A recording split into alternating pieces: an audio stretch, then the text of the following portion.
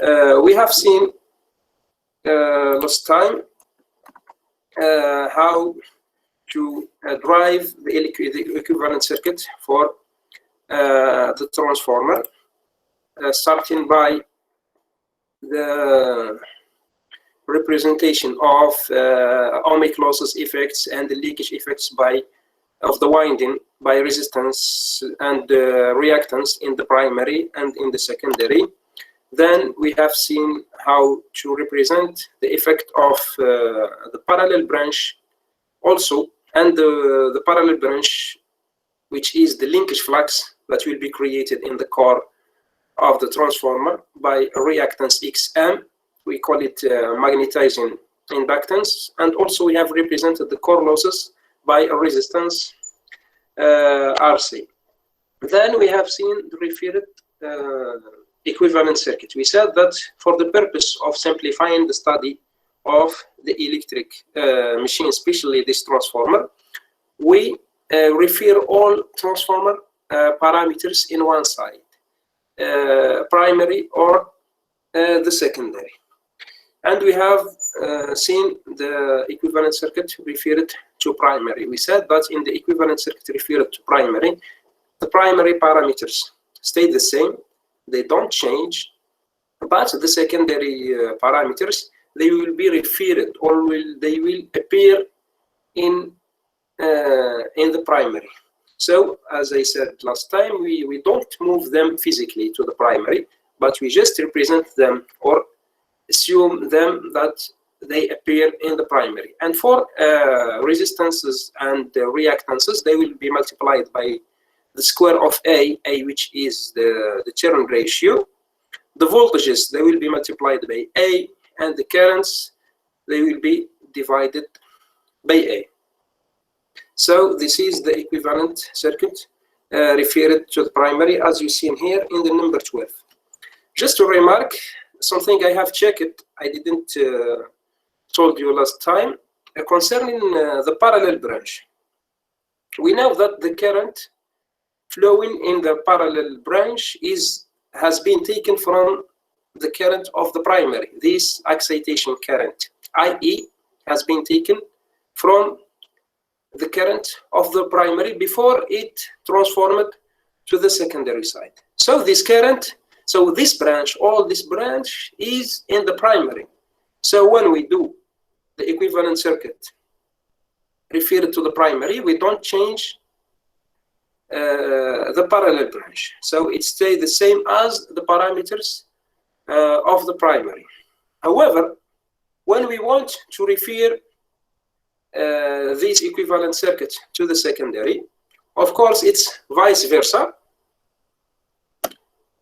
In similar way, I have added this part. It does not, I didn't do it last time, but I have added today. In similar way, the equivalent circuit referred to the secondary can be driven with respect to impedance transfer. So the primary resistance and the reactance appear in the secondary as R1 over A square and X1 over A square. The primary voltage divided over A, while the primary current multiplied by A. So it's vice versa. Also, this is the remark. Also, the parallel branch, even the parallel branch will be referred to the secondary. So the parallel branch resistance and reactance appear in the secondary as RC over A and XM over A. Why? Because the current, this current, the excitation current, has been taken from the current of the primary. So when we refer the circuit to the secondary, even this part will be referred. So this remark I didn't told you about because I wasn't checking it to be honest last time. But after checking, this is the equivalent circuit referred to the secondary. So the secondary parameters R2, X2, the current I2, and the voltage V2, even the load stay the same, while the resistance of the primary R1 will be divided by A square, X1 divided by A square. Also, the parallel branch the core resistance, the core losses resistance will be divided by A square. The magnetizing in the inductance or reactance will be divided by A square, and the voltage of the primary, of course, will be divided by A. So I will repeat again. The parallel branch in the equivalent circuit referred to the primary stay the same, because the current flowing in this parallel branch is from the primary currents, while when we refer the circuit to the secondary, also this parallel branch will be referred to the secondary using the same rules. The currents multiplied by A, reactance and resistance divided by A square. Hope this remark is clear before passing to another thing.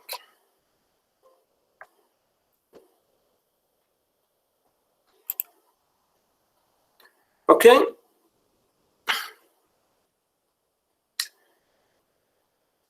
Sometimes we neglect it, but sometimes we need it. We are going to see in the previous element when we neglect the parallel branch. Okay. Yes, when we refer to the secondary, RC and XM will be divided also by A square. Okay. So the next element, also we have seen the approximate equivalent circuit. We said this is for the purpose or more simplification. We do the approximate equivalent circuit by moving this parallel branch to the input in order to be able to add those resistance and reactances to each other.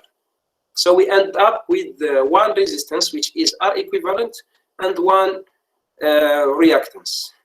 Why we are able to move the parallel branch?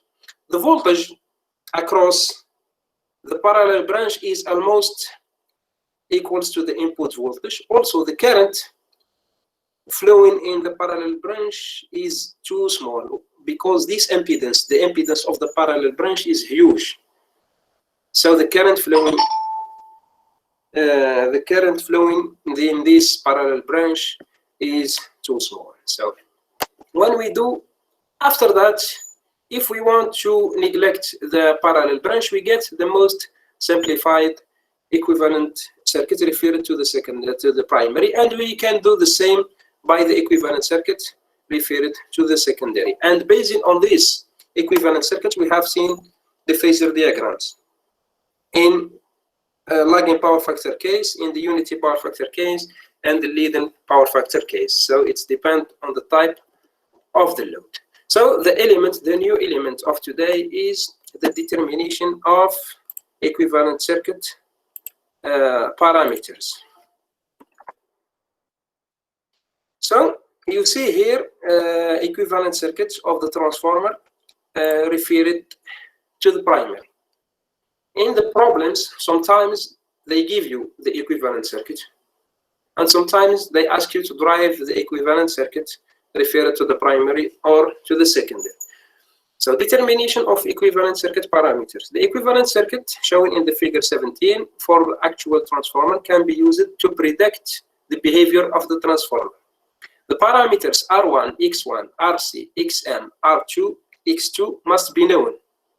So to study the behavior of transformer, all these parameters must be known. Okay. For example, when I buy transformer from the market, from a manufacturer, when I have a transformer, when I buy transformer, that manufacturer who sell you the products, they will not give you those parameters, which are R1, X1, RC, XM, R2, X2, and this for all electric machines, especially the ones used for industrial applications. They never give you those parameters, but sometimes, for example, to perform, I don't know, control or modeling or something, you need these parameters. So we have to do, which is called identification, to these parameters. And we can do this identification through different tests. So those tests are experimental tests.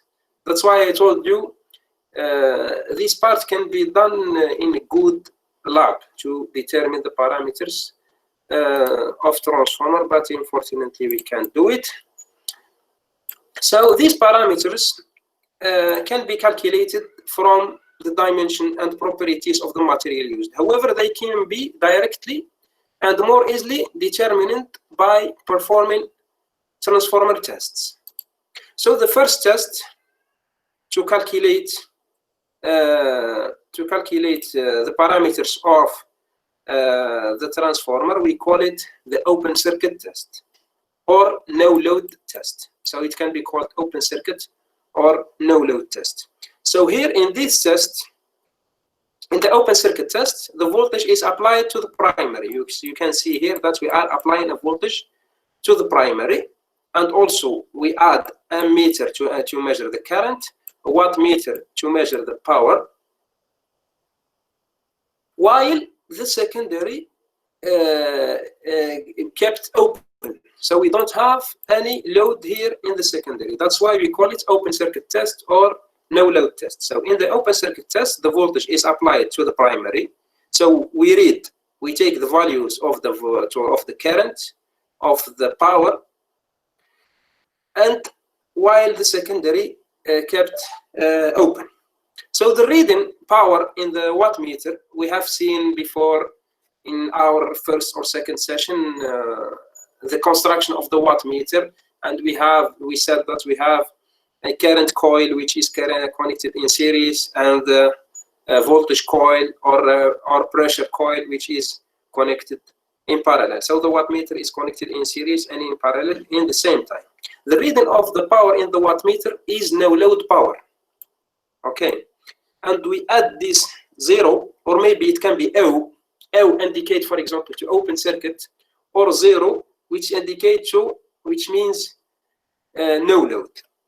So since we don't have a load connected to this transformer, the power of the transformer will be, all the power will be dissipated as losses, because we don't have load, we don't have utility.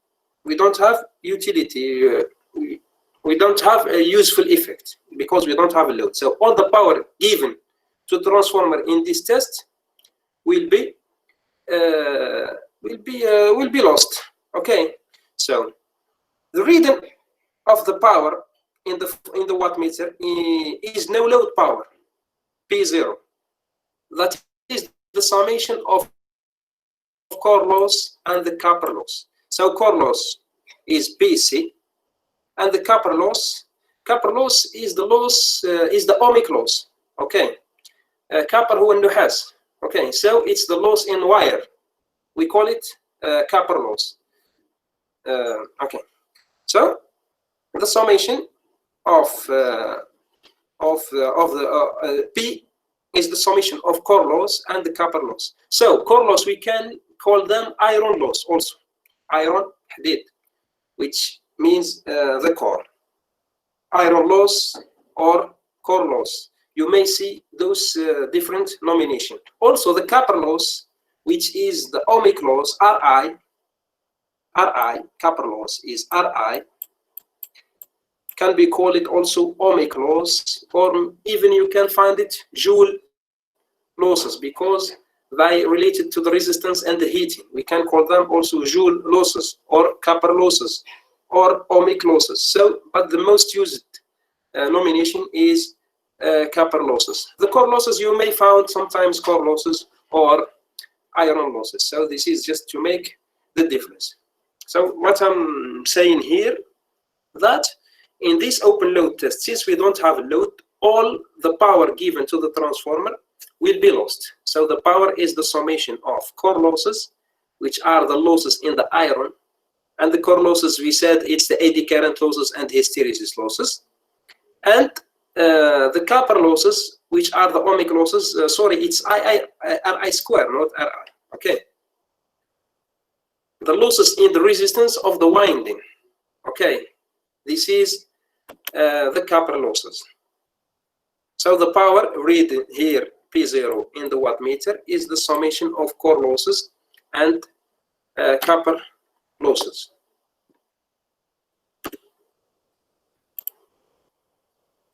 Okay.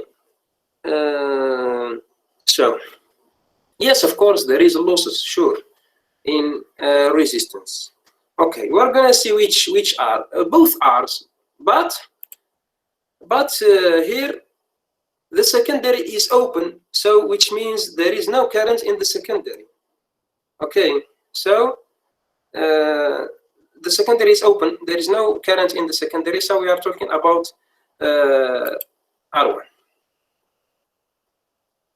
Okay, I said, Osama, that there is no current in the secondary because it's an open circuit. Okay, also, so the no load power is the summation of the core losses or the iron losses plus the copper losses.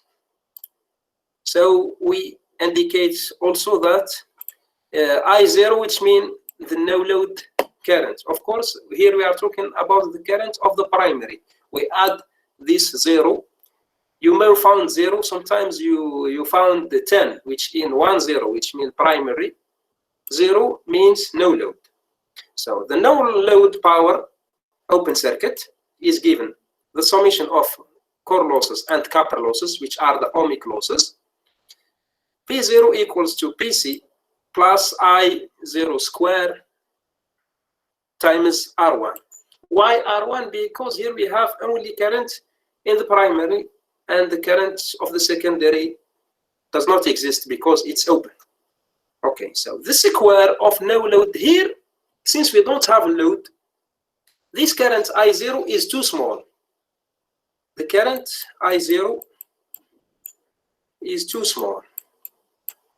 And if we do the square of this current become too small. Okay, so from the beginning I0 is too small. Okay, and so of course the square of this current is too small. Therefore the copper losses can be neglected. Okay, we call it no load or open circuit. I will repeat, the no load current is too small, so the square of this no load current is too small. Therefore, we can neglect this term I0 square times R. So the copper losses can be neglected in open circuit test or no load test. So thus, all the power reading here in the wattmeter, all the power. Okay. Okay. So all the power here reading in the wattmeter is P0, which is no load, and all this power is a core loss. So in the open load test, we said we don't have utility, we don't have a load. And since the current is too small, even the copper losses are neglected. So all the reading power in the wattmeter is or are core losses. Okay, so I will repeat it once more. So in open load test, we are reading here the current and the power. The power here is the summation of losses because we don't have load. Okay, those losses are core losses, which are iron losses, and copper losses, which are ohmic losses. The iron losses, we know that they are the summation of the hysteresis and eddy current losses, and the copper losses are I0 square times R1. So since the square of the no load current is too small, therefore the copper losses can be neglected. So in the no load state, all the losses or all the power given to the transformer,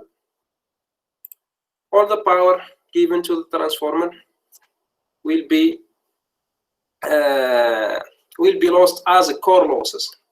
Okay, so the first parameter we determine in this experiment, the first parameter we determine in this experiment is the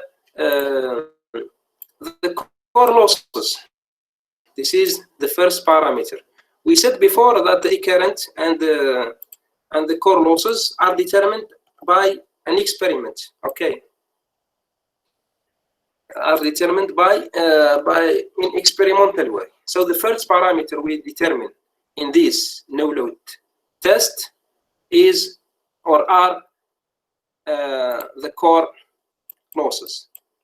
So if we want to determine or to measure the core losses of the transformer, we keep the secondary open, or also we can put a voltmeter here. Okay, we can put a voltmeter. The voltmeter has a huge resistance, so it's behave as an open circuit. Okay, so this is a remark. We can also add the voltmeter here. So in this is the connection of the circuit. We have ammeter, wattmeter, and also we can add a voltmeter. The voltmeter has huge resistance, so it's behave as an open circuit because the resistance of the voltmeter is in the range of mega ohms. Okay, since the voltmeter has a huge resistance, it can be behave as an open circuit. Okay, so we may add it in order to measure the output voltage. Okay, so this is the first parameters can be determined from the open circuit test, which is the iron losses or the core losses. Now you can see here the equivalent circuit of the no-load test. So here, since we have neglected the core the copper losses, we have omitted the resistances of the primary and of the secondary. We kept only the parallel branch. Okay, so here, since we have the voltage of the primary, because we impose the voltage, of course, we give this voltage to the transformer. So, and also we have the current of from the ammeter. So the RC, which is the copper losses, the core losses resistance, equals to V10 or V0, which means the no-load voltage, over IC, which is the core losses current. So let's do this in the table better. Okay, so let's do it in the table. Better. Okay, so we said the equivalent circuit of the transformer in the no-load state.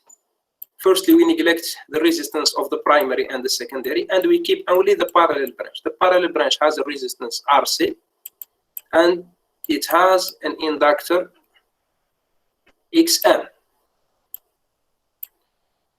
So this one is RC, and this one is XM.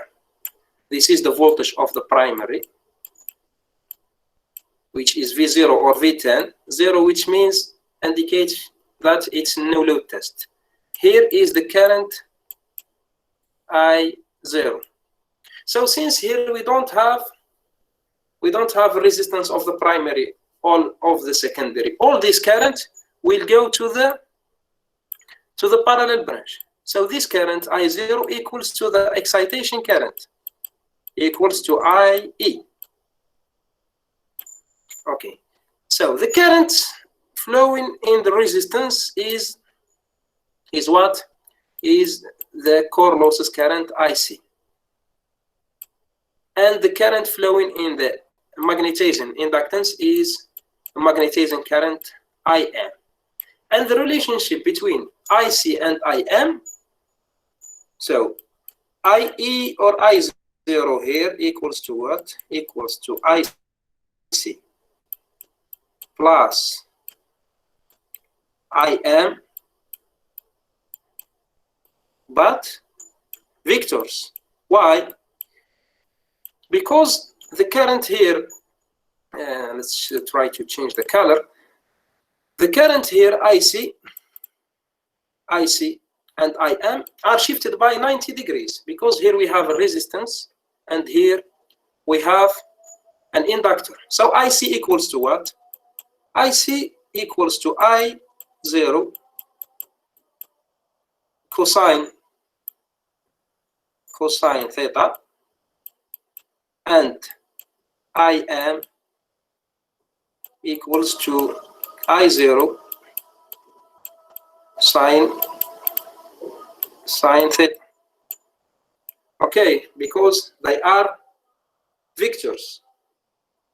And also it can be, I don't understand.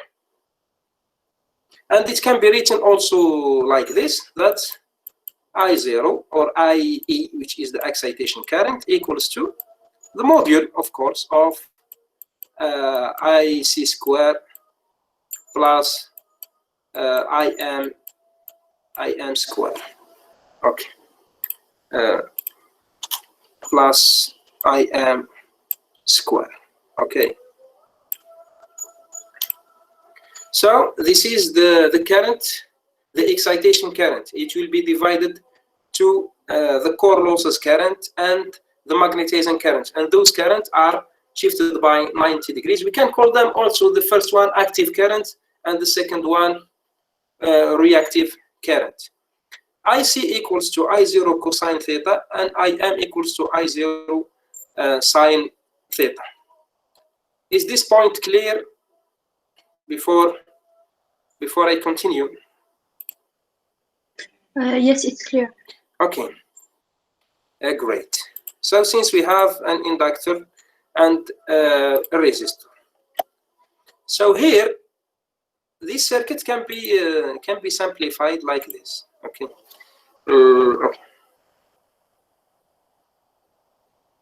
Okay. Anyway, so according to this circuit, the resistance here, the resistance RC equals to what?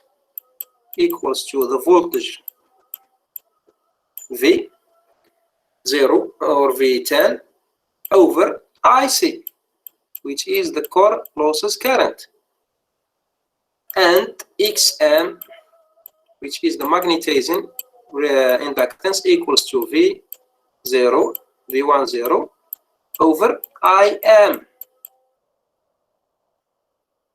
Okay, and also RC becomes equal to V over I excitation current, or the current, which is I0 cosine theta, and XM equals to V10 over I0 sine theta. So here we can determine the core losses resistance and the magnetizing reactance from the open circuit test. So the first element we have determined in the open circuit test was the core losses, and also we can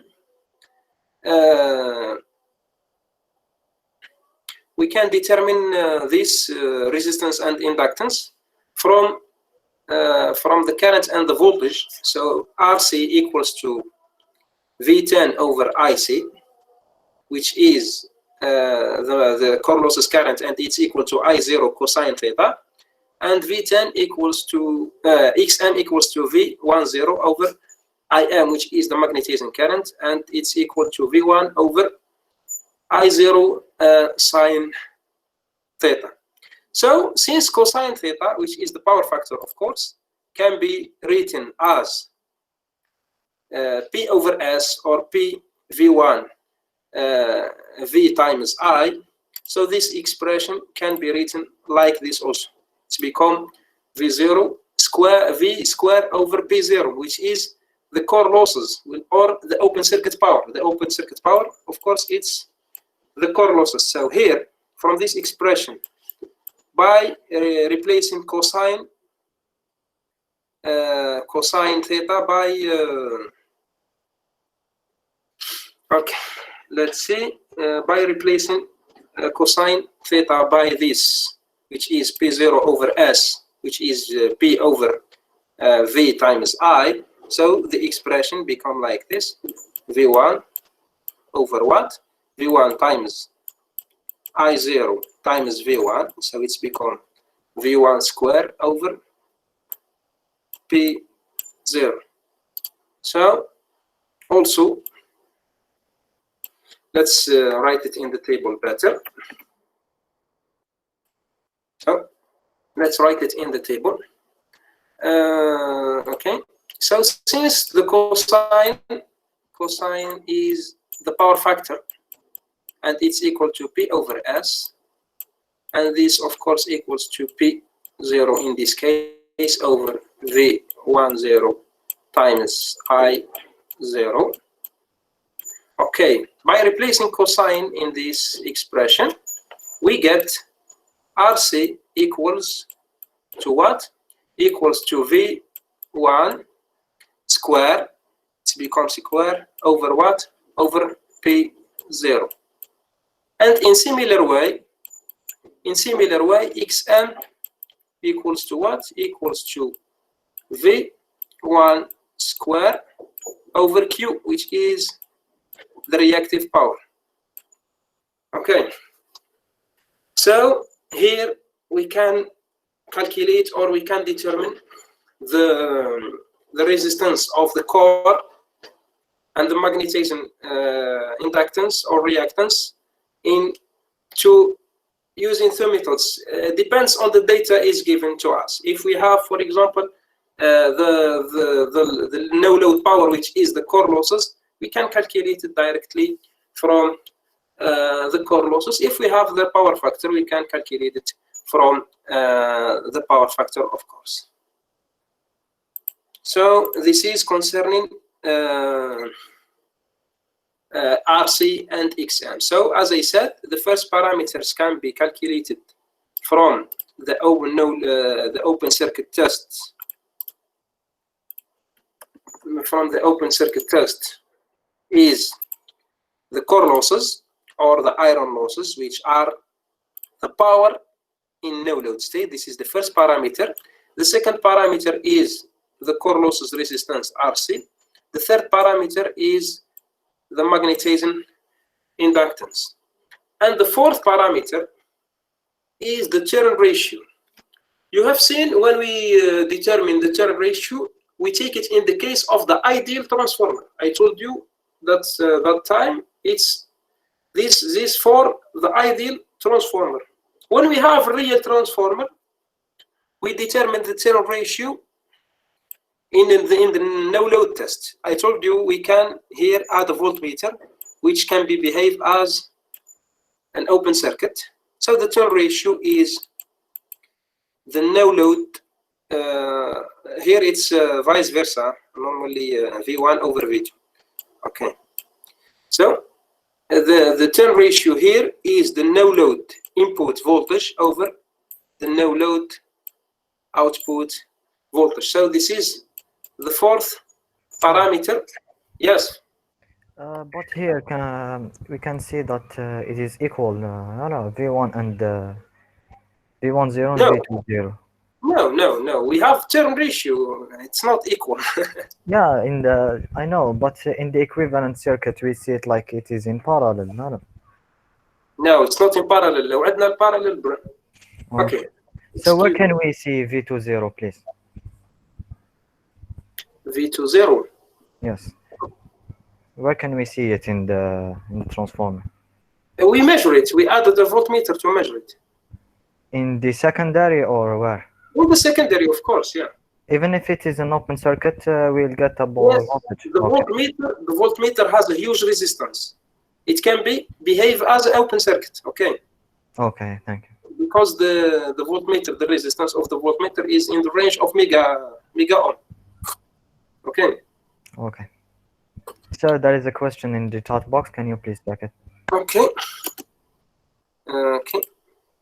So V1 is the same as the rated voltage, and if not, why do we change it in the open circuit? Look. Okay, I will repeat. Okay, so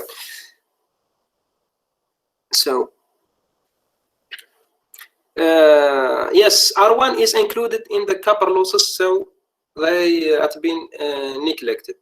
Rania, the input voltage here, okay, we who give this input voltage, and it's preferred to give the rated voltage. Okay, it is preferred to give the rated voltage in order to have an accurate measurement. Okay, so we give the rated voltage. This is a good remark.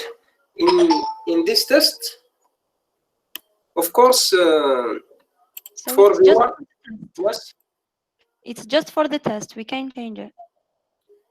yes, it is preferred to have an accurate measurement. We give it as the rated value. Okay, those calculations can be done for different values, or we can do different values. And we, for example, we start from the rated voltage, and each time we decrease the voltage, and each time we take the measurement of RC and XM, then we can calculate an average value. Okay, to be more accurate, but it's preferred to take the rated voltage. This test can be done at any level of the voltage. Okay, and in experimental, it is preferred to repeat the tests many times. Okay, it's preferred to repeat this test. So we can do these tests. We can do these tests for different values of the voltage, and each time we take, for example, the power, and we take the current, and each time we calculate XC and RC and XM. Then we can, at the end, calculate an average value, because I have done it before in lab, not in Boumerdes, of course. We don't have this lab in our labs, unfortunately. So we can do it for different values. So if we have only one value, it is preferred to do it with the rated, for the rated values, of course. Okay, this is concerning V1. So, Sarah, I think you mean the point of the return ratio. Yes. Okay. So at the beginning, we have determined the turn ratio. Determine the turn ratio only if we have an ideal transformer. Why? Because the resistance of the winding are neglected. Because if we consider them, the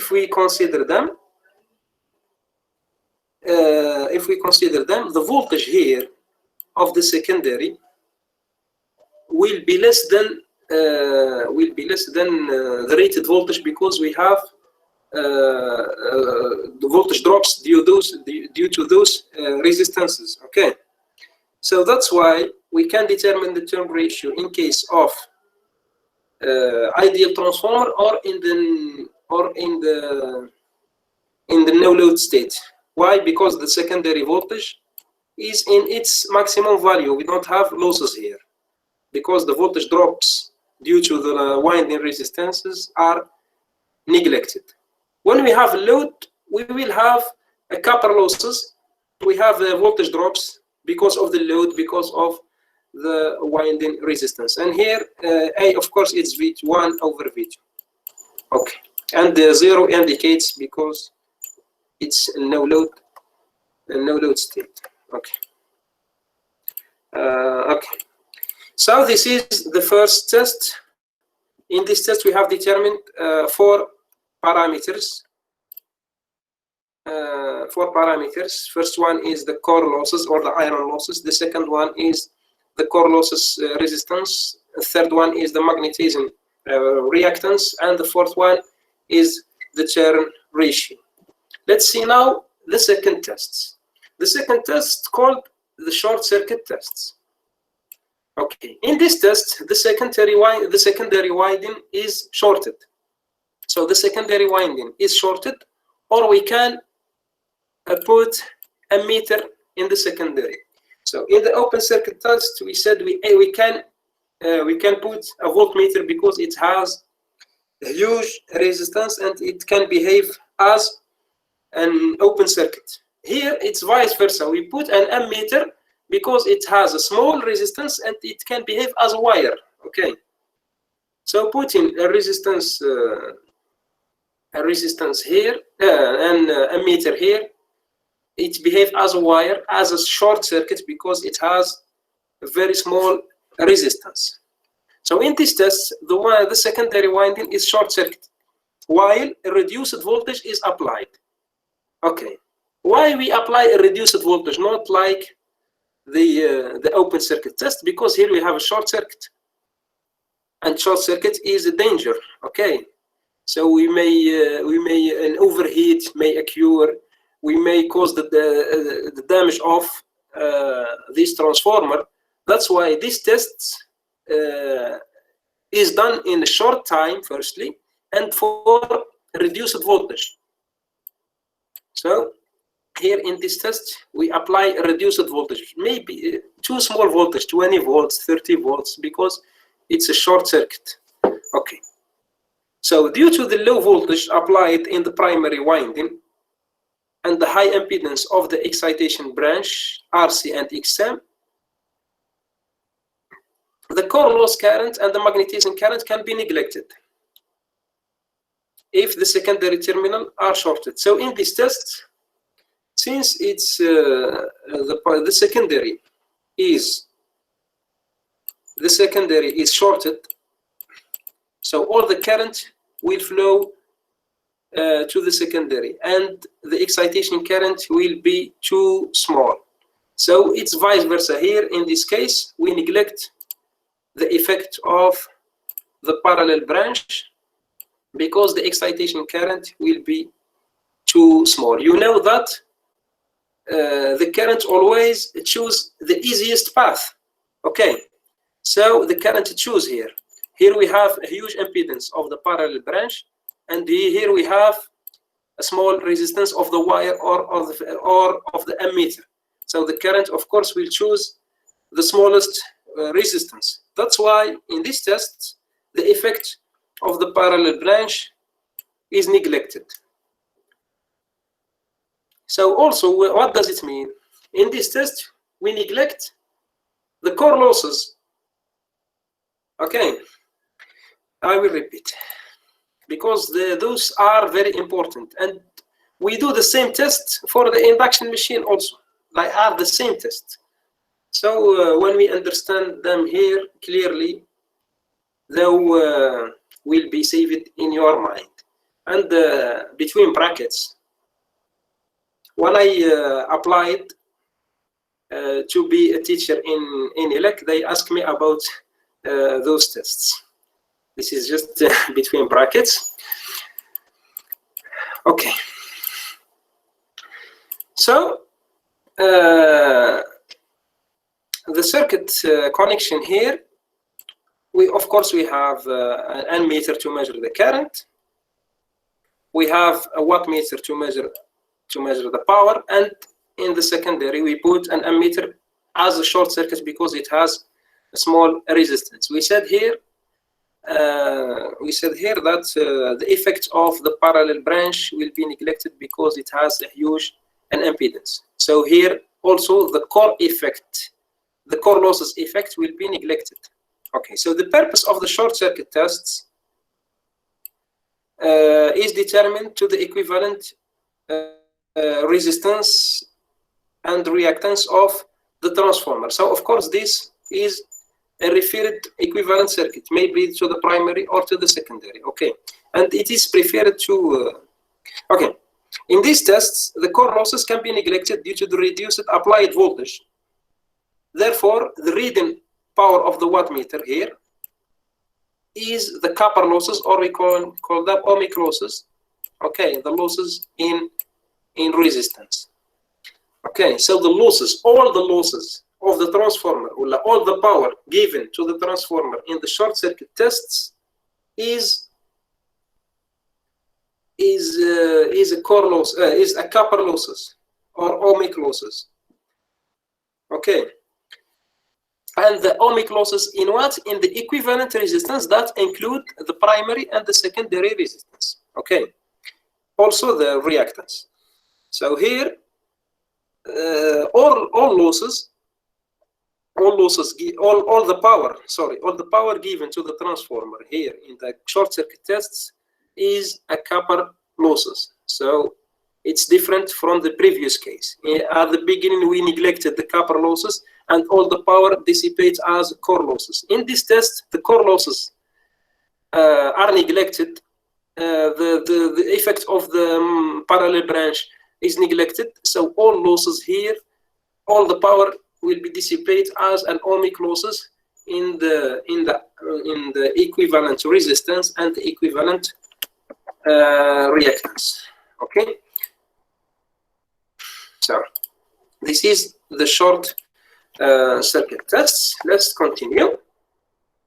So here, according to this equivalent circuit, you see here, according to this equivalent circuit, the impedance, the equivalent impedance, which includes the equivalent resistance and the equivalent reactance, is equal to the voltage VSC, which means SC is short circuit. Okay. Here SC, this subscript is which means short circuit. So the equivalent impedance of the short circuit impedance, it's equal to the equivalent impedance, and it's equal to the equivalent the short circuit voltage over the short circuit current. Of course, this voltage is the primary voltage, because when we have a short circuit in the secondary, the voltage is 0 in case of short circuit. Okay, so this one is the primary voltage given by us, and it's a very reduced voltage, because I said we must give a reduced value, since it's risky to do a short circuit in any device. Okay, so there's the equivalent Z impedance includes, of course, the equivalent resistance and the equivalent reactance. And the equivalent resistance and reactance, if the circuit is referred to the primary, those are their values. Also, the equivalent resistance can be calculated as what? As, of course, it's the short circuit power here. Of course, it's equal to what? Equals to SC equals to RIC short circuit square. Okay, and the equivalent resistance is P measured by the wattmeter over the square of the current. And the equivalent reactance can be determined from the impedance and resistance. Let's repeat it on the table to be more clear. Okay.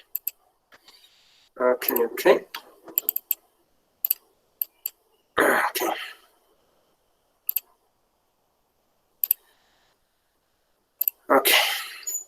So in the short circuit, the equivalent circuit in the short circuit case test has equivalent resistance and equivalent inductance, and the secondary is shorted. Here, of course, we give a reduced voltage. We have an ammeter and we have a voltmeter. This is the equivalent resistance. This is the equivalent reactance. Okay. So here we said, since the core losses are neglected, all the power given to the transformer, which is the input power here, equals to what? Equals to the short circuit power. Okay, the power of the transformer, the input power, equals to equals to what? Equals to the short circuit power. And according to this circuit, the equivalent resistance, since the losses here are equals to what? Equals to R equivalent multiplied by the current square. So the equivalent resistance equals to what? Equals to short circuit power over the square of the current. SC, which means short circuit current. And the equivalent impedance of all the circuit that include both of these equals to what? Equals to the input, of course, short circuit voltage over yes, over the current, over the short circuit current. Then the equivalent impedance reactance can be calculated, determined from the equivalent impedance square minus the equivalent resistances square. So here, look, we can determine the R equivalent and X equivalent, but we cannot determine exactly R1 and R2. In fact, there is another test, but it's not.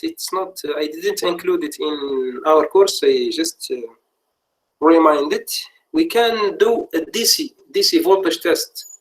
Okay, we can give a DC voltage to the transformer. Of course, it will not work with the DC voltage because we prove this using Faraday's law.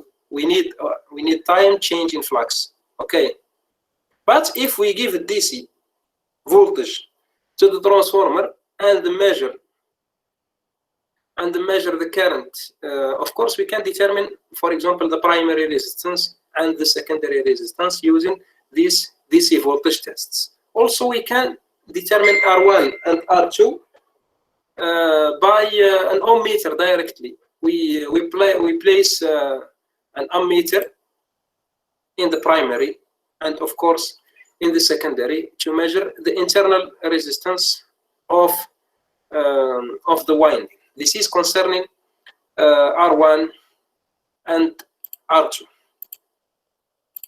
So before passing to the next element, we have an exercise that will be applied all what we have seen in concerning those tests.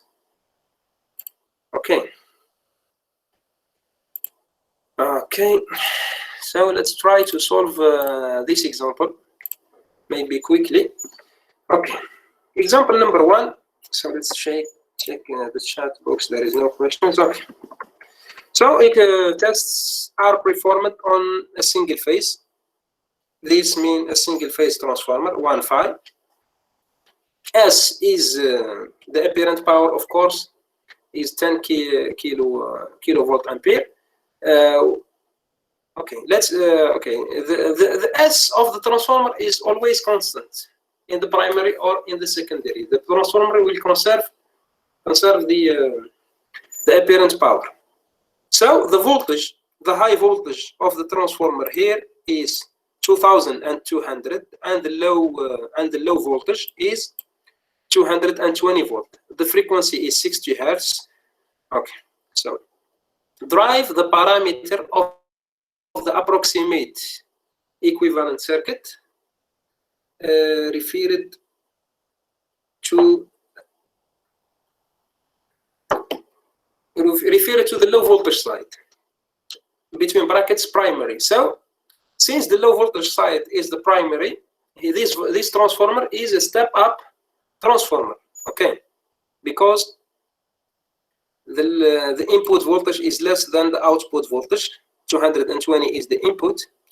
So this voltmeter is a step up that rise or increase the voltage. So the open circuit test, they give us the voltage the primary voltage is 220 volt, and the current measured in the primary, of course, is 2.5 ampere, and the wattmeter, the reading of the wattmeter is 100 watt. Okay.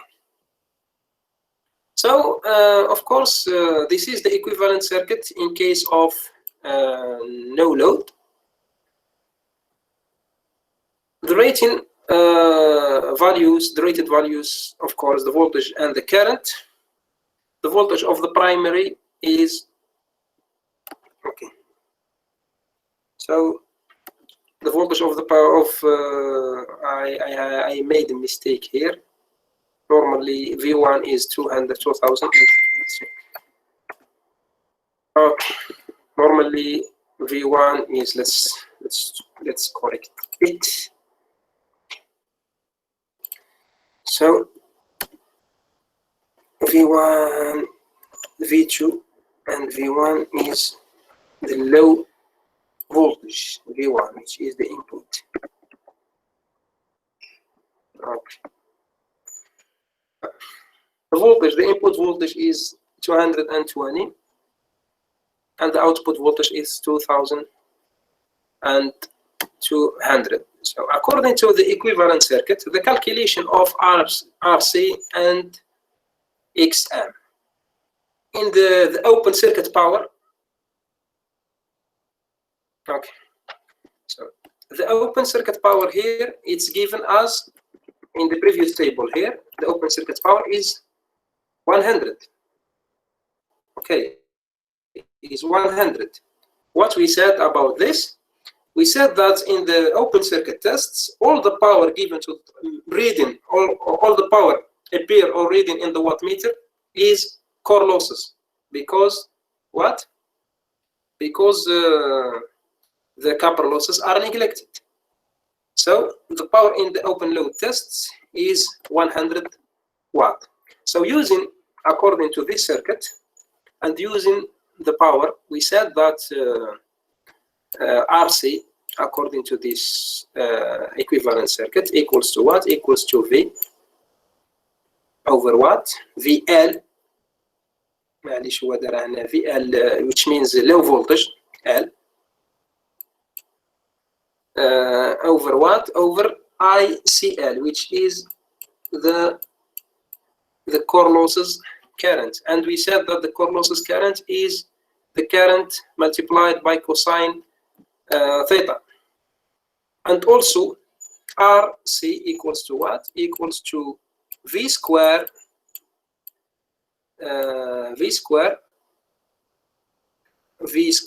over P0, which is the no load power. We have just seen those expressions. So since the voltage, the P0 equals to what? Equals to V square over L over RC. So RC equals to what? Equals to voltage, the input voltage square over the no load power. And RC equal to what? Equals to 484 ohm. Concerning RC. Okay. So let's go back to the breakdown. So the current in the first tests is for 2.5 ohm. Okay. Now concerning XM equals to what? Equals, of course, to V equals to what? Equals to V over IM. Okay, IM equals to what?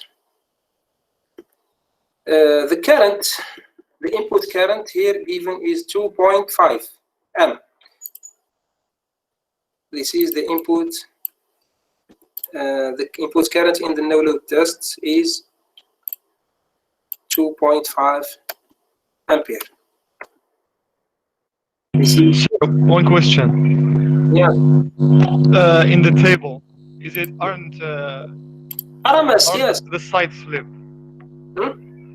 The sides, I mean, the open circuit and the short circuit, they are switched. Here they switch it. Okay, it's not a problem. We can do it the test here or here, no problem. Here the low voltage side is shorted, so the voltage is given from the high voltage side. It's no problem. Okay. زي هما حبوا يديروها هكذا. That's all. Okay. So let's continue. Here the values are in RMS to be more clear. Okay. So since Xm equals to what? Equals to the voltage, the input voltage over Im, and Im is the magnetizing current. Magnetizing current can be determined from what? From the input current, which is IL square, and excitation, the core losses current. The core losses current is what? Is V over R, RC. So IC here, from this circuit you can determine IC is what? Is V over RC. So we found IC in order to determine IM. And IC is 0.45 amps. E load is the input current is 2.5. This one is 2.5 amp. So IM is 2.46 ampere. So those values are in RMS. Therefore, Xm is VL over Im, and it's equal to 89 ohm. So those are the parameters of obtained from the open circuit test. The power is given, the core losses are given, so we determined Xm and RC directly using their experiments. Now, here the equivalent circuit, the short circuit test, they said that the low voltage side is the one has been shorted. Okay, so here it has been reversed. Okay, for the first test, the voltage has been given from the low voltage side, and we give rated voltage, as I told you, 220. But here they choose the high voltage side, but they give a reduced voltage. Look, 150 volt, compared with the 2020, it's low voltage because it's given from the high voltage side. Okay, so here they just reverse it. Okay, so for example, if we choose here, the low voltage side, maybe we will give 20 or 30 volts.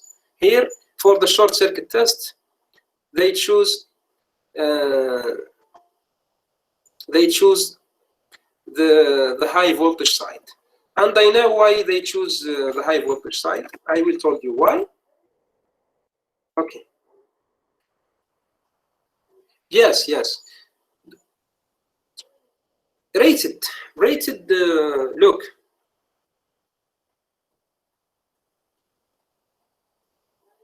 R is the high voltage. Okay. That's it. So, okay. Okay, there are many questions. So, what does it mean, rated? Look, rated is different from maximum. When we say rated, it's mean nominal. When we say, for example, the rated current. Okay. Sorry. Okay, I'm answering question by question. Hold on. Okay, what does it mean rated? Rated is the value that any device can work normally. So that's the rated value. Work in maximum efficiency or okay, work well in the rated value. But the maximum value is the value can be supported. So the maximum value can be more than the rated value. But the maximum value is the value that this device can support. But it does not mean that it works well at this value. Okay. But the rated voltage is the nominal, we call it nominal voltage value, of course, that the device can work well. Okay, so why they switch between the sides in the short circuit tests? They shorted in the open circuit test. They give the voltage from the low voltage side and they let the high voltage side open. In the low voltage tests here. For the short circuit test, they shorted the low voltage side. Why the low voltage side? Because the low voltage side supports more current. You can see here that the voltage is reduced, but the current is high. You know that the voltage and the current in the transformer are opposite. When we have a high voltage, we have a small current, and when we have a small voltage, we can have a high current. That's why they choose it, because the low voltage side can support more current. Okay, I will check the exercise. So I think it's clear for the open circuit tests. Okay, directly we have applied according to this circuit. We have applied. It's just a circuit analysis. You can do it. Yani. You can drive those expressions by yourself, I guess. Okay. So RC is V square over P, the no load voltage, and XM is VL over IM, and IN can be determined from IC and the input current. Now concerning the short circuit test. The short circuit power here is what? Is R equivalent multiplied by I square. Okay. Multiplied by I square. Look, at the beginning we said the sides of the transformer, we have a low voltage side and we have a high voltage side. The low voltage side can be primary and can be secondary, and the high voltage side can be primary and can be secondary. So at the beginning we choose the low voltage side as primary. Here we are choosing the high voltage side as primary. Okay, so we're still working on the primary, but the primary has been changed or has been flipped. Okay, so here the short circuit power is given as, the short circuit power here is given as 215 watt. This is the short circuit power. And the short circuit power is equal to what? Equals to R equivalent multiplied by I square, I primary, because here we have chosen that we have chosen the high voltage side as primary. So R equivalent is equal to 250 watt, which is the short circuit power, over the short circuit current, which is the primary current, ICS square, and it's equal to what? Equals to 10.4 ohm. Now to determine XM, which is the magnetizing, not the magnetizing, it's sorry, here it's the equivalent reactance. Okay, we have to determine the total impedance at the first.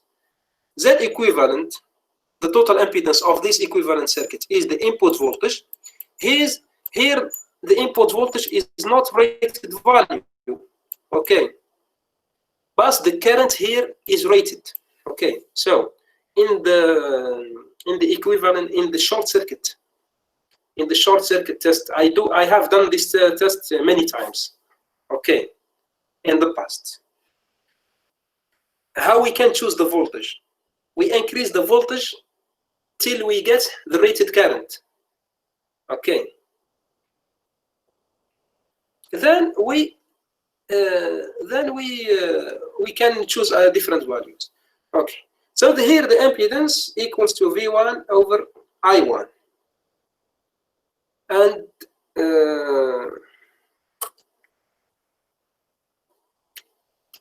it's equal to 32.97. From Z equivalent and R equivalent, we can determine X equivalent. Okay. Any question concerning this solution? Okay. Can you repeat, please? The sound was cut. Okay. I think I have confused you. I was here just trying. Okay, so it's not important. Anyway, the second part of the exercise. Okay, let's repeat from the beginning to be more clear. Okay. So the test performed for a single phase transformer, its apparent power S is 10 kilovolt ampere. The voltage, the high voltage is 2020, and the low voltage is 220 volts. The frequency is 60 hertz. Okay, so firstly derive the parameters of the equivalent circuit referred to the low voltage side. So this was only for the first part, which is the open circuit. So the open circuit tests, in the open circuit test, they choose the low voltage side as primary, and we have a remark here that the high voltage side is open. Okay, so let's go to the table better. Okay. So, okay, let's, in this test, in the open load tests, okay, we have, for example, an ammeter.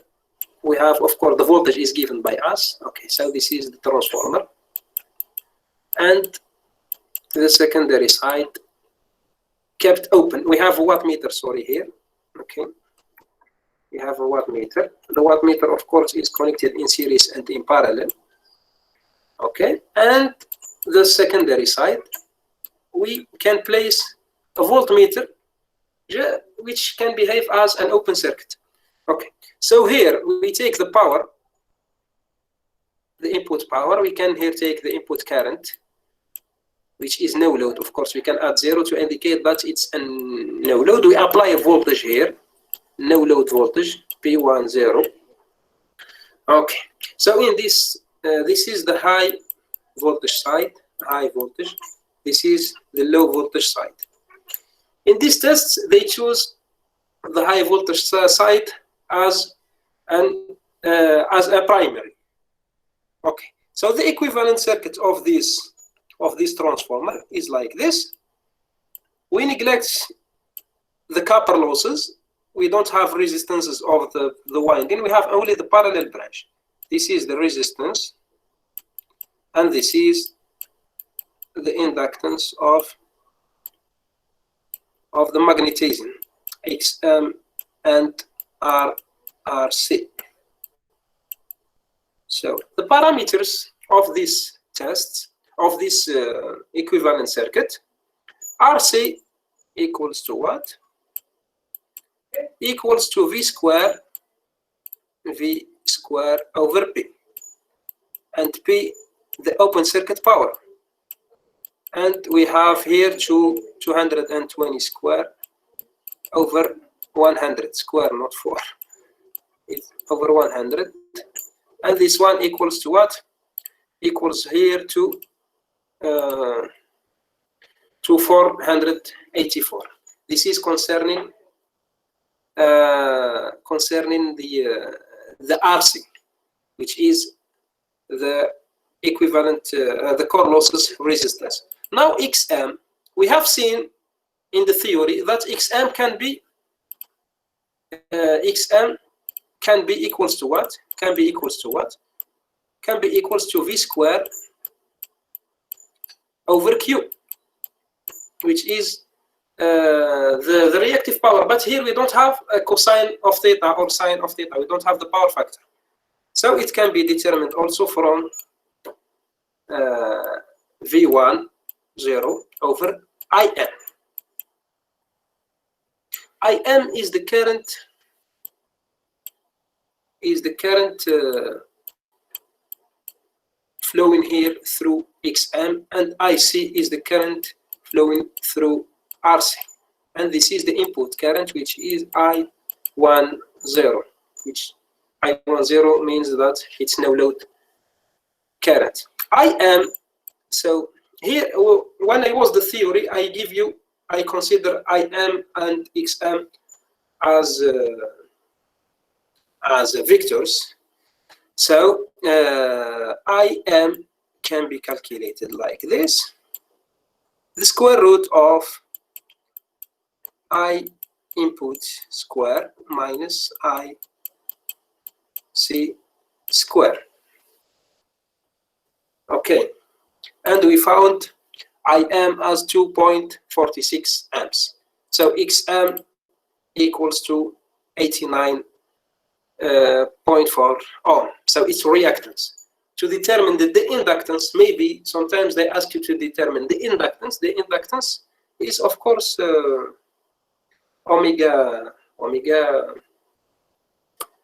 X is omega L, sure. So it's reactance. Now let's see the second part. In the second part, for the short circuit tests, they choose the high voltage as primary. So always we are working on the primary, but here the primary has been changed. The short circuit power here equals to what? Equals to the R equivalent times the current square. The short circuit current, which is the input current. Therefore, R equivalent is equal to 250 watt, which is the short circuit power, over the square of the current. And the equivalent impedance of this circuit equals to what? Equals to V1 over I1 directly. From R equivalent and Z equivalent, we can determine X equivalent like this. I hope this example was clear. Okay. Why they give us the apparent power? You may need it, but they just give us in some exercises. We may need it, for example, to determine maybe we can use it to determine the power factor P over S. Maybe we can use it to determine the power factor. Okay. So we had. I think we continue. We still have element performance parameters of the transformer. We try to finish it. Okay. So shall I move? Okay.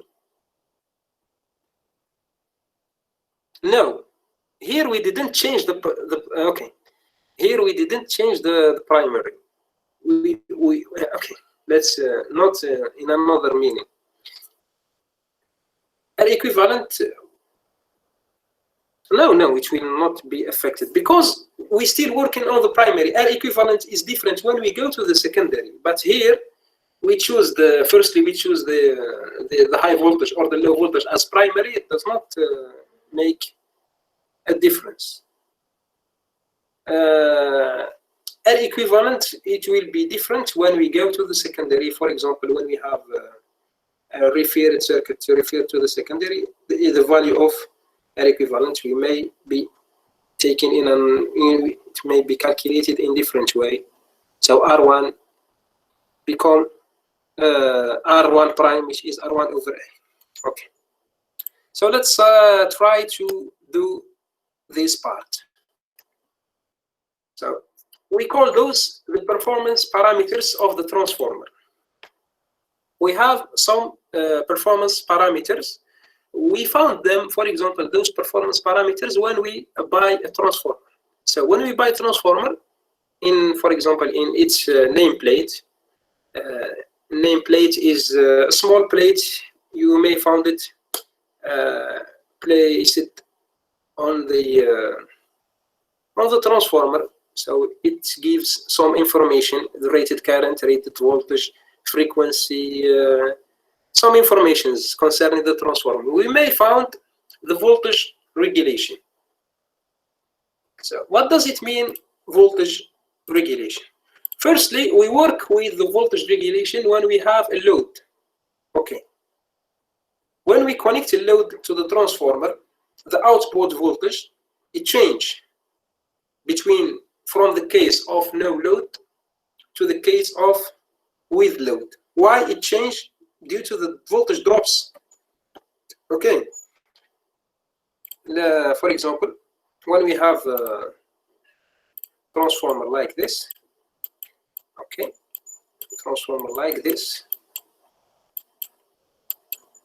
the voltage here, when we don't have a load, for example, V2 0 or V no load, it will be changed when we place a load here. Okay. Why? Firstly, the current here in the secondary will be considered. So since the current will be considered, we have losses. We have a voltage drop. Okay. That's why we define the voltage regulation. The voltage regulation is the change in the magnitude of the secondary terminal or of the output voltage from no load to full load when the primary voltage is constant.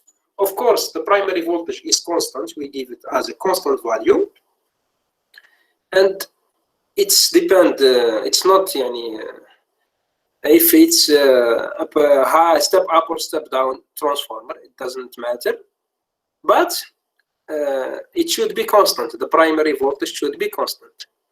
So the voltage regulation is the change between the primary and the secondary. The secondary voltage in case of no load and full load. Okay, and it's given as a percentage. So the voltage regulation can be defined. The secondary voltage in no load state minus the secondary voltage in full load state. So when we connect the load, the voltage value change, maybe increase, maybe decrease. It's according to the type of the load, capacitive or inductive or a resistive load. Okay, so V2 no load minus V2 full load over V2 full load. And of course, for example, if the circuit is referred to the secondary, here when we deal with this voltage regulation, mostly the circuit referred to the secondary, because we deal with secondary voltage and secondary currents. It can be written also like this. The voltage regulation can be also expressed as the secondary voltage has been represented by the referred voltage of the primary to the secondary, V1 over A. So it's the same as V2 no load minus V full load over full load. Also, when I was searching, and one of the students asked me about this, it can be written in different ways. So here, since we are calculating a percentage, when we are calculating percentage, the reference can be changed. Here the reference is the full load voltage, and it can be also the no load voltage. So it can be written as V no load minus V full load over V full load, or V no load minus V full load over V no load. When I check it, it gives me the same value. Okay, let's check it here. For example, if we choose it as V no load minus V full load over V full load. So it's become V no load over V full load minus 1. Okay. The second one, if we have, for example, V no load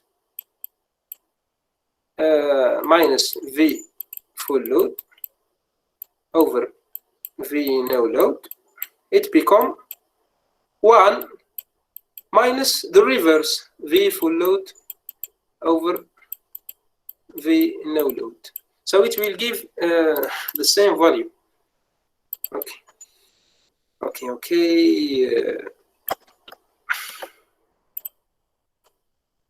Okay, I think this part is confusing a bit.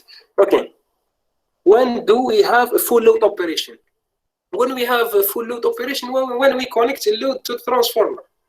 So we have we were dealing with open circuit and short circuit tests. We don't have a load, but in case when we connect a load, how we calculate the load? The load is connected.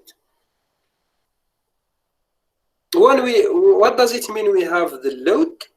What does it mean full load? Is when the current, the secondary current, is at its rated value. Okay. For example, in any exercise, we know load. Yes. Okay. We have a proof. Okay. We're gonna see the proof. Okay. Why? This is the voltage of the primary when it appears in the secondary. When it appears in the secondary, it will become V1 prime, which is V1 over A. Okay, here the voltage is referred to the secondary. All the circuit maybe is referred to the secondary. Okay. So let's continue. So this is the definition of the voltage regulation. It's a percentage value given as a percentage. Define the change from no load voltage to full load voltage, and it can be defined as V, of course, the secondary voltage, no load minus full load over V2 full load, or it can be given also as V2 no load minus V2 full load over V2 no load. The difference here, they choose here the full load as reference, and here they choose the no load as reference, and it will give the same value. But this voltage regulation can be positive, can be negative, can be zero. It's depend on the type of the load. So sometimes when we place load to the transformer, the secondary voltage may increase, especially when we have capacitors maybe. Okay, so depending on the power factor of the load, the voltage regulation can be positive, zero, or negative. This voltage change due to the voltage drop. What is it? The voltage drop. The voltage drop is Ri. So the voltage appear when we consider, for example, the winding resistance. Okay, the internal impedance. So which are the Ri and Xi, of course. So when those voltage appears when we have a load, of course we have a current in the secondary, and so those voltage drop are considered. So this voltage change due to the voltage drop in the internal impedance of the transformer. So if all the circuits parameters are referred to the secondary side, the primary voltage can be expressed as. Here we are working with equivalent circuits referred to the secondary. And we said when we refer the voltage, the primary voltage, when it appears in the secondary, okay, I think, okay, let's check here. Okay. Look here, it's, look, to do not be confused, okay, so I will try to draw the circuit here, okay. So the V1 over A is the no load voltage, which is it's equals to V2 no load, okay, and equals to V1 over A. And V2 here, it's the full load voltage here.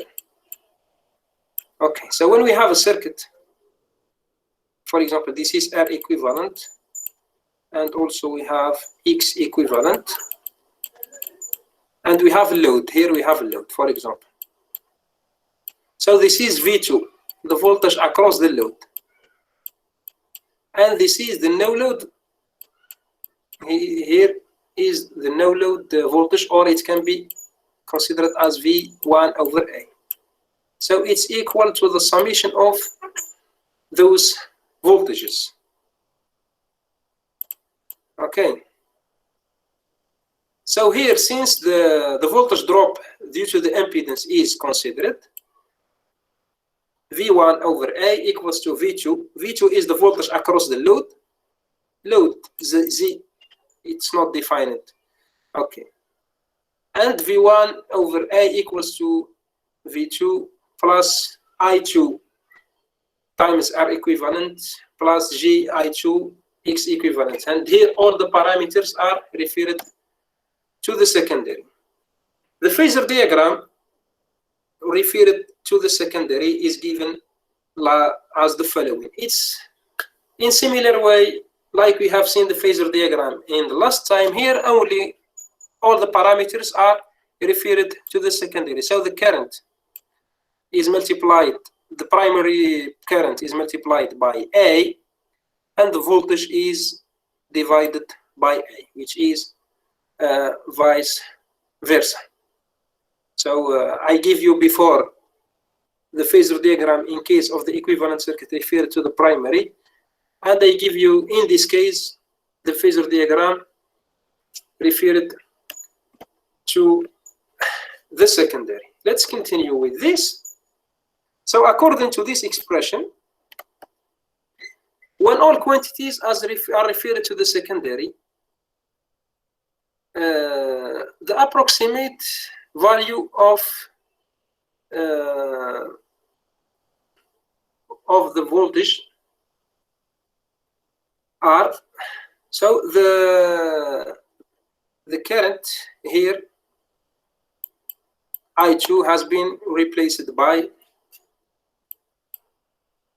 the secondary current has been divided into I2 cosine theta, the current flowing in the resistance, and I2 sine theta, which is the current flowing in the reactance. Why we do this is just all of this calculation in order to determine the voltage drop, delta V. How much the voltage has been dropped. Okay, so let's go to the, okay, Masil. So the voltage regulation, it can be, but here it can be, yes, of course. When we change the type of the load, when we change the type of the load, of course we can calculate again the voltage regulation, because it depends on the type of the load.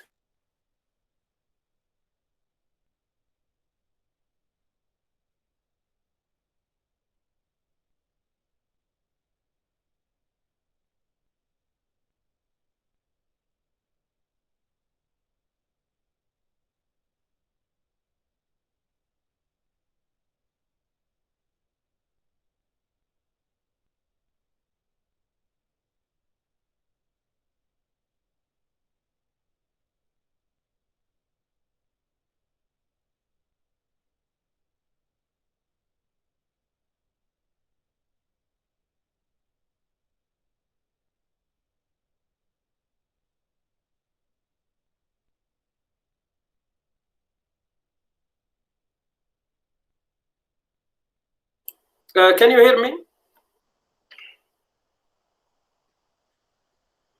Yes. Okay. Sorry, I don't know why I left.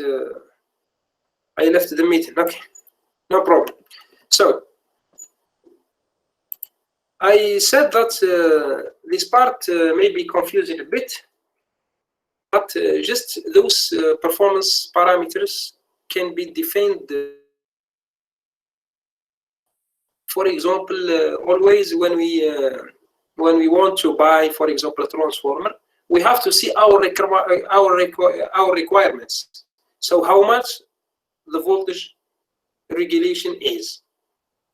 For example, always we prefer that this VR is too small. For example, always we look for the transformer that has a smaller voltage regulation factor, because we don't need that our transformer, its voltage has been dropped or low voltage. No load voltage is, for example, 220. When we place the load, maybe it's became 218. We don't need, for example, a transformer. When we place a load to this transformer, it's become, for example, 150. So we lost a lot voltage. Okay, so this voltage regulation indicate the good performance. Performance, it's mean هو الأداء in Arabic. Okay, الأداء. So always we look for a transformer that has a smaller VR. Okay, so VR is the change in the magnitude of the output. Here we care a lot about the secondary, because it's the output which will be feed our load, because the primary voltage is a constant, is given from any source. But here the secondary voltage is the voltage that will be given to the load. So according to our requirements, always we try to look for a transformer with a reduced voltage regulation factor. So the voltage regulation, as we said, it can be V2 minus V2 no load minus V2 full load over V2 no load, and this V2 no load is V1 over A. Why? Because we said A is what? Is V1 over V2 no load. We have seen it in the open circuit test. Okay, minus V2 full load over V2 full load, and we can say we can choose the no load voltage or voltage also as reference, and this expression 37 and 39, it will give the same value. You can check it by yourself. Okay, now here to determine the voltage drop, we said that the voltage drop is the voltage across the impedance, internal impedance of the transformer. So the internal impedance of the transformer here is R and X, and we have also the load. This is V1 over A, the no load voltage, and this is the voltage across, of course, R equivalent. The circuit here is referred to the secondary and X equivalent. And here V2, the voltage across the load. Okay. This is the Phasor diagram in that it's similar to the previous case, only we change the parameters here. The current is referred to the primary, the voltage here is referred to the primary. Also, R equivalent is referred to the primary. Okay, so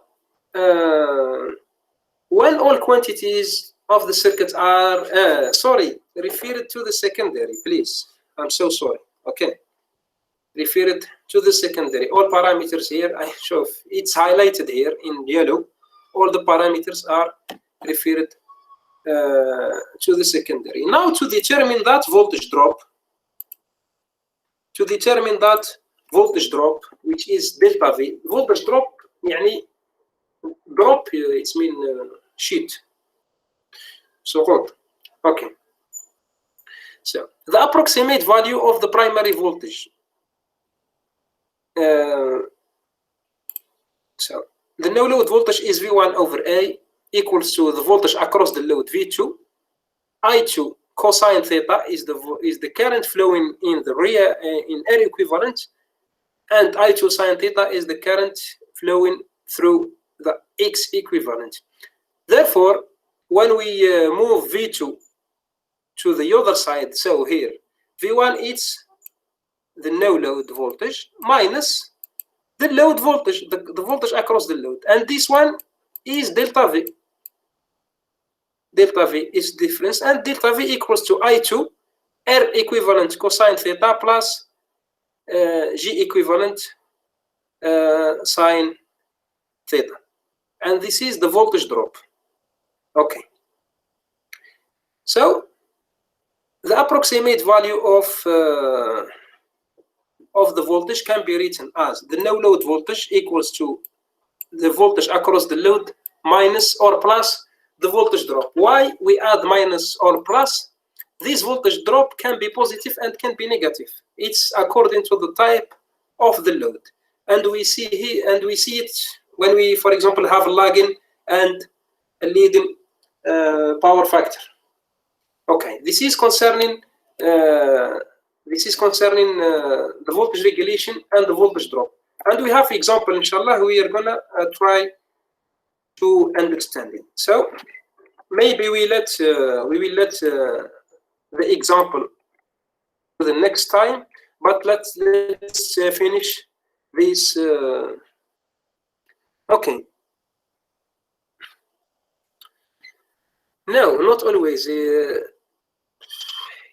Okay, approximate equivalent circuit, which means we use it when we have R equivalent. For example, here they consider it as approximate to join R equivalent and X equivalent with each other. But maybe in other problems they specify. Okay, cosine and sine is here we are talking about the current. Okay, the current here referred to the secondary. We have a series circuit, but the current here has what we can say a real and imaginary part. Okay, the current flowing in the current flowing in the reactor and the resistance is I2 cosine theta, and the current flowing in the X equivalent is I2 sine theta, and this is delta V is the voltage drop, and the voltage drop is delta V is directly is V no load. Delta V is V no load minus V across the load, and V no load is V1 over A, and V2 is the voltage across the load. Here the voltage is, so the no load voltage is the load voltage V2 plus or minus the voltage drop, and we put here plus or minus because this voltage drop, it can be positive, it can be negative. Okay, it's according to the type of the load. Now let's move to the second performance parameter. Okay, so we said performance, which means أداء. يعني when we want to buy a transformer, we have to look for those. Firstly, the voltage regulation. How, and we said it is preferred to choose the voltage regulation factor as small as possible. We don't need too much voltage drop in our circuit, for example. And the second factor is the efficiency. Efficiency, we can call it المردودية ولا الكفاءة ولا النجاعة. Okay, the efficiency of any equipments, يعني not only the transformer. The efficiency in any equipment can be defined as the ratio of the output power to the input power.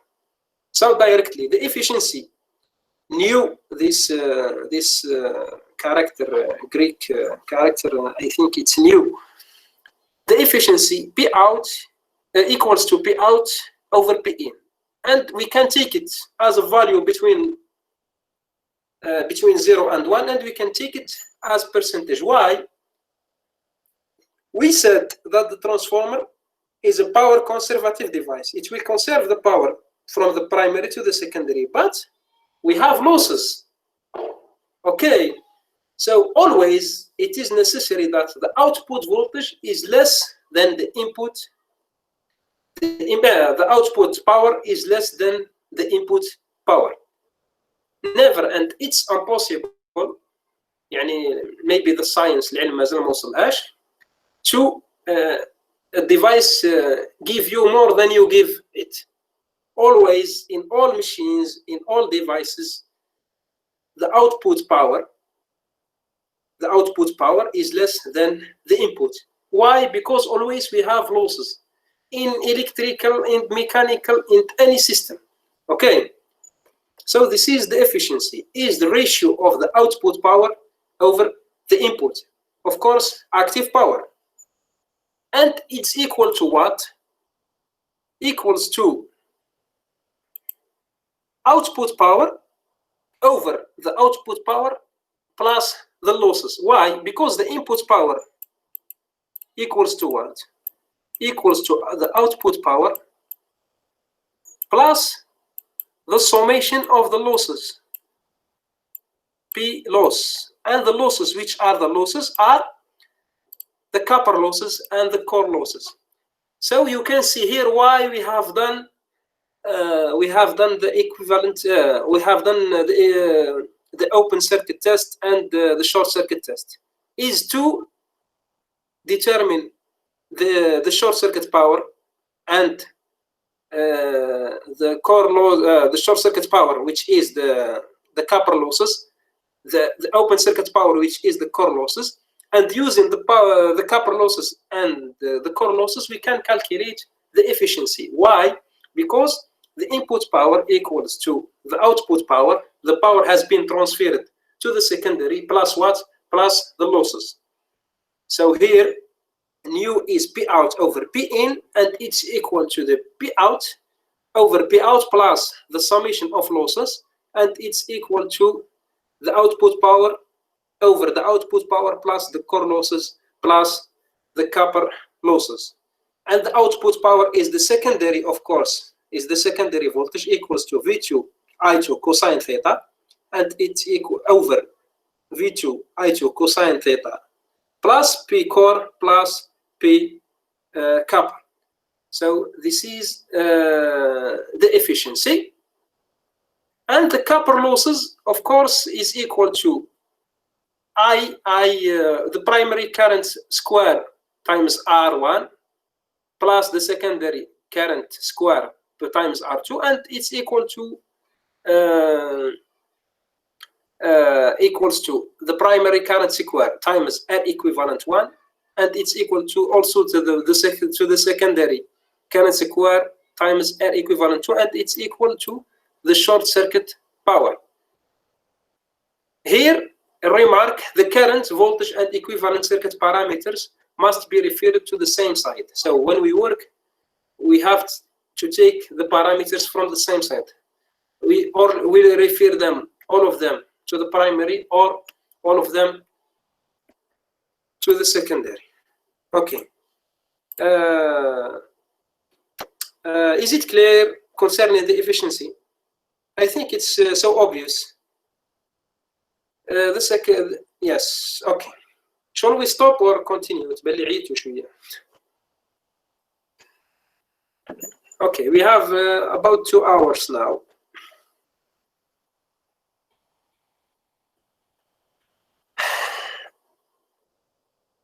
Okay. So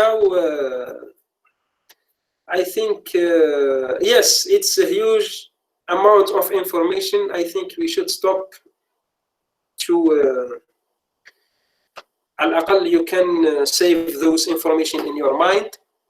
Okay, so we stopped by the efficiency. So next time we are going to repeat this part concerning the efficiency. And also we still have this element maximum efficiency and the all-day efficiency. And we have an example. So this example include many things, include the efficiency, include the voltage regulation, include the voltage the diagram. So it will be a good example, inshallah. And after that, we will pass to the part 3. The part 3, it's not too long. We will have 2 elements, which are the auto transformer and the 3-phase transformer. So concerning those 2, the auto transformer and Saturday, Wallah, I'm not sure. Maybe I will do it before Saturday. I will inform you, because maybe I will travel on Saturday. I will inform you. Okay.